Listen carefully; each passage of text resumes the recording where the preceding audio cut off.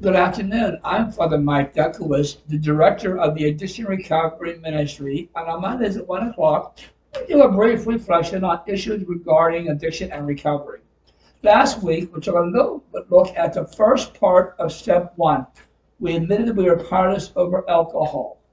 Today, we're going to look at the second part of that first step, where it says our lives have become unmanageable.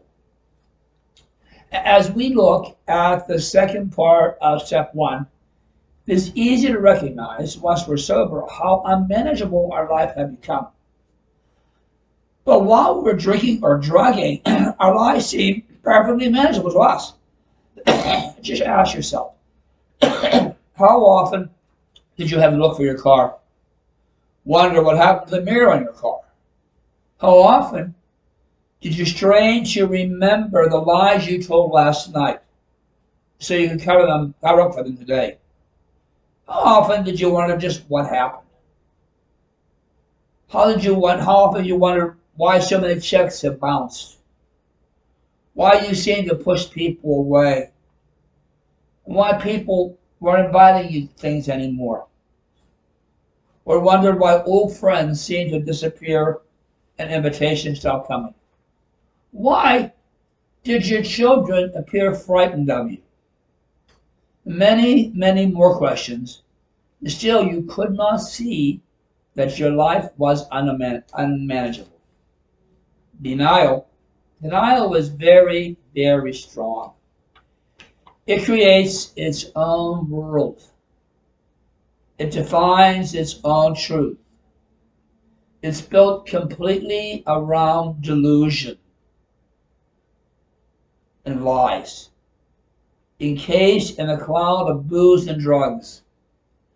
This world of delusion and lie makes denial look reasonable.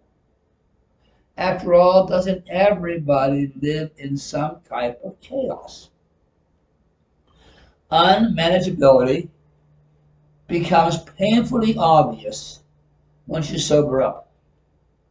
And you begin to see the destruction and the carnage your using or drinking has caused for you, for those who love you, for everyone around you. As part of your recovery, you need to see, to own, to claim, and to name your unmanageability. In order to understand your powerlessness over drinking or drugging. Only then, only once you own your unmanageability, only once you own the chaos you have caused, only then can you begin the journey into recovery. And I think one of the most difficult aspects of recovery is to accept the notion that we have a mental disease, that mental disease is associated with addiction. And then for me, I would tell myself, I'm not drunk, I'm not crazy. I just couldn't wrap my head around the notion that I may have some type of mental disease. And yet, one of the most popular definitions for insanity is to do the same thing over and over again, expecting different outcomes. The unmanageability, nourished by addiction, leads to behavior that always leads to the same conclusion. And that conclusion is simply more unmanageability, more chaos, more carnage. Our lives, indeed, have become unmanageable. To own, to know, and to claim this truth grows out of that first part of the first step. We admitted we're powerless over drugs or alcohol. That's the foundation stone of everything we do in 12-step recovery. And it leads immediately into the realization that our lives have become unmanageable. That allows us to accept the invitation to let go. To begin to let go of the delusion, the lie that somehow we are in control. Allowing us to trust and to see our own unmanageability.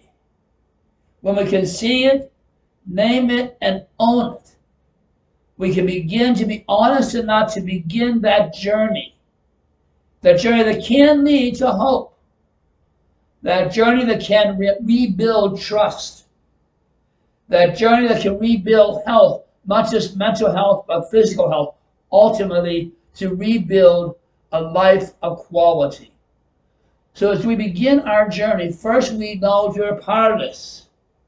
Then we see that part of this is made manifest in the very unmanageability of our life. And on those two principles, we begin to journey into the mystery and into the wonder that is recovery.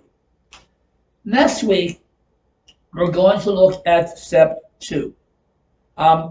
Also, I think what I'm going to do is add another one of these opportunities for us, maybe Thursday this week, where we can talk about getting ready for the holidays. We're beginning now to move into a very dangerous season for those who are especially in early recovery, the holiday season. So Thursday, say at 1 o'clock, we meet here again to talk about things we can do to prepare for the holidays. So let's conclude today by once again saying the Serenity Prayer. Lord, grant me the serenity to accept the things I cannot change, the courage to change the things I can, and the wisdom to know the difference. Thank you. Goodbye.